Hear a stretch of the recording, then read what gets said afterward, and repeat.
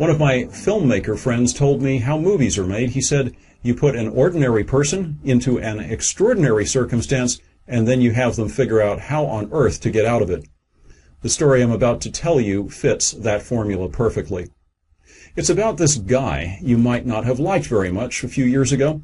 You see, he was a pretty left-brained, analytical guy who was fully involved in a consulting business, and although he cared about the rest of the world, he knew realistically that there wasn't anything he could do. I mean, realistically, the world's problems are far too big, and he didn't see how he could possibly find the time to do anything about them anyway. He was pretty much just a regular guy. But then something happened to him, actually something rather horrible. He suffered a serious injury. Now, at first, he thought he'd recover and be back to his normal life, but sometimes the universe has other plans. He didn't know that he'd have to endure multiple surgeries that wouldn't work.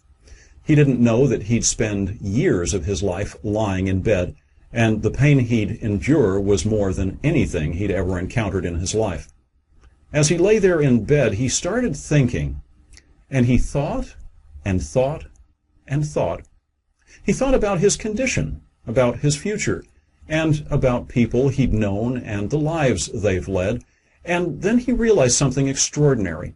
He realized that in spite of being mired in what most people would call a kind of hell, unable to drive, unable to walk around freely, unable to make a living, and forced to live on a meager income, that he was, well, he was actually happy. Not a little happy, but very happy.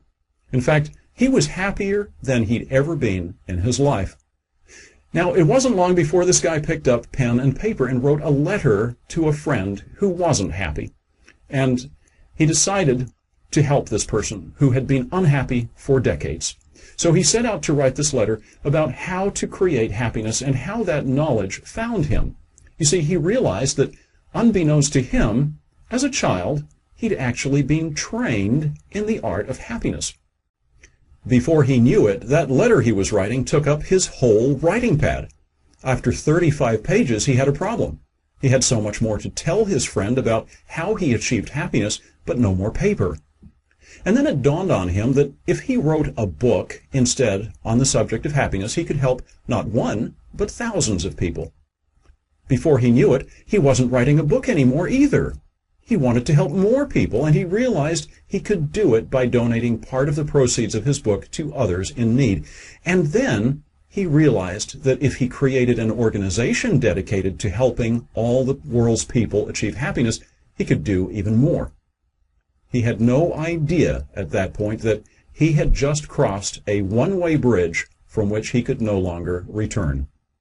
He could no longer return to the small life he had, because by extending his love far beyond the little self of a man lying in bed who was previously only concerned with his own well-being, he was now operating in the realm of mastery. His book became an audiobook that he recorded and produced lying in bed. After all, what else could he do, because he couldn't go to a recording studio? But then he had to figure out how to sell this book of his, because he still couldn't get out of bed, and the internet became his new focus.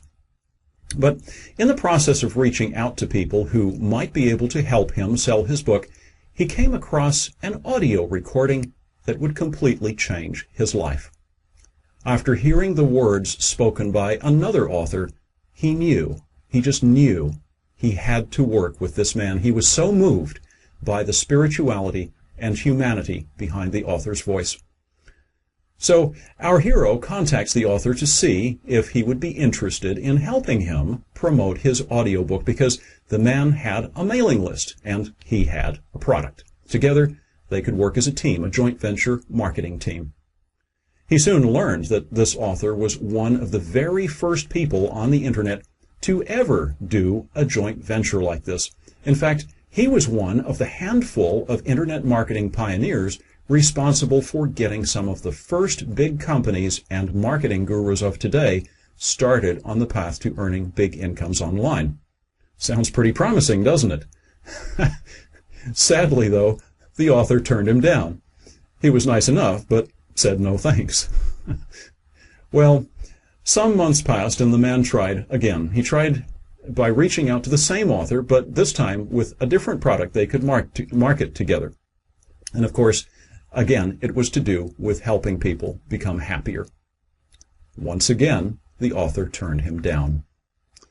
This time, though, the universe would smile his way in its greater knowingness, because when the front and back doors are locked, sometimes, the side door isn't.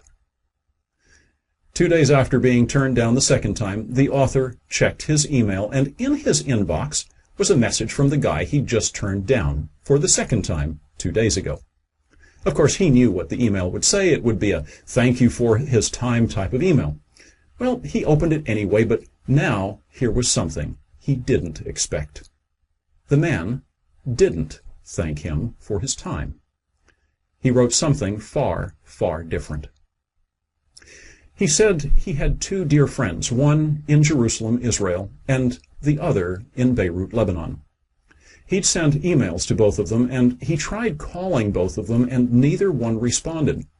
You see, this was in the summer of 2006 when Israel and Lebanon were hurling bombs over the border at each other, and he wrote that he couldn't sleep because he was now seriously concerned about whether his friends were even alive.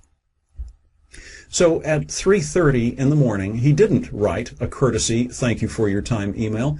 Instead, he was lying awake, worrying about his friends and unable to sleep. As he lay there in the darkness for half an hour, he finally asked the universe out loud, "What on earth can I do to help make things better?" With the man now fully listening and with an open heart, the answer came immediately, and it echoed in his mind in the darkness. The answer was as clear as if someone was right there in the room speaking to him. The voice said, 10 million votes for peace. And he just knew it had something to do with the author who turned him down again 2 days earlier. And so he sent that email to the author expressing his idea of what they could do together to help make things better in the world. He just knew in his heart of hearts that this author would understand because he'd heard the Spirit in the man's voice. I'd like to share that Spirit with you so you can hear it too. This is the original recording the man heard that moved him so strongly to want to work with that author. It's now being set to video. It's just 177 words, and it has the capacity to change your life if your soul is listening. Here is the legacy you leave in the author's own rich voice. All you will leave behind for the world to remember is your legacy. So ask yourself, will you have earned the respect of your peers and the admiration of your critics? Will you have acted humbly at the peak of success and graceful in the face of defeat? Will you have kept your childlike wonder and reveled in the beauty of the world and the small miracles that each day brought? Will you be remembered for how often you laughed and brought smiles to the hearts of others? Will small children and the elderly have been overjoyed to be around you? Will others have trusted you with their innermost secrets? Will you have forgiven and offered heartfelt apology? Will you have looked for the very best and done your utmost to build worth in others? Will you have fed a hungry child, or clothed a naked man, or given hope to a stranger in dire need? Will you have left this world a better place by the life you have lived? What legacy will you leave?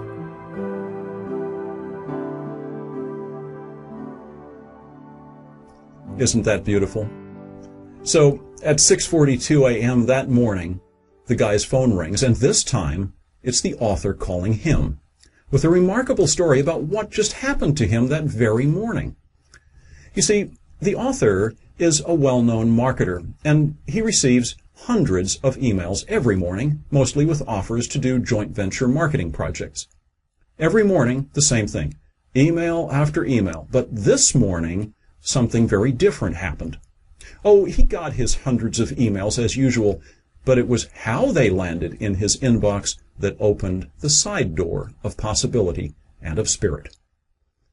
The very first email he opened was a CNN news alert containing the latest gory details of the bloodbath in the Middle East. It was, in fact, so gory that the author literally felt nauseous. As the universe would have it, the very next email, tucked in right below it, was the one from the guy who had a plan for what to do about the bloodbath. Within 19 hours, they had a whole team assembled, people who were all inspired by this man's same message, and quickly they renamed the project to 10 million clicks for peace, like mouse clicks. Within days, hundreds of people volunteered to help. It wasn't long after that they would receive endorsements by Nobel Peace Prize winner Archbishop Desmond Tutu, iconic spiritual teacher Deepak Chopra, the co-founder of Chicken Soup for the Soul books, Jack Canfield, and even the grandson of Mahatma Gandhi, Arun Gandhi. Many, many other endorsements followed. You see, in the universe, there are no accidents. A serious physical injury that would have crippled most emotionally and left them thoroughly depressed served instead to inspire spiritually. The universe continued to speak to this man, and today he is on a journey. Actually, it's a mission, really, to impact millions of people and literally change the world. And of course, as the universe continued to smile on this man, now working on a mission of love, his health improved to the point that he could finally get out of bed.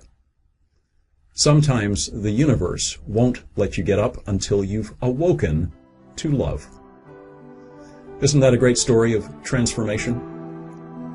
I learned about this story from the man himself, because the guy in this story is me. And the author in this story is my now great friend, mentor, and my partner in 10 Million Clicks for Peace, who changed my life. He is also the co-founder of Modern Day Mastery, Rick Beneteau.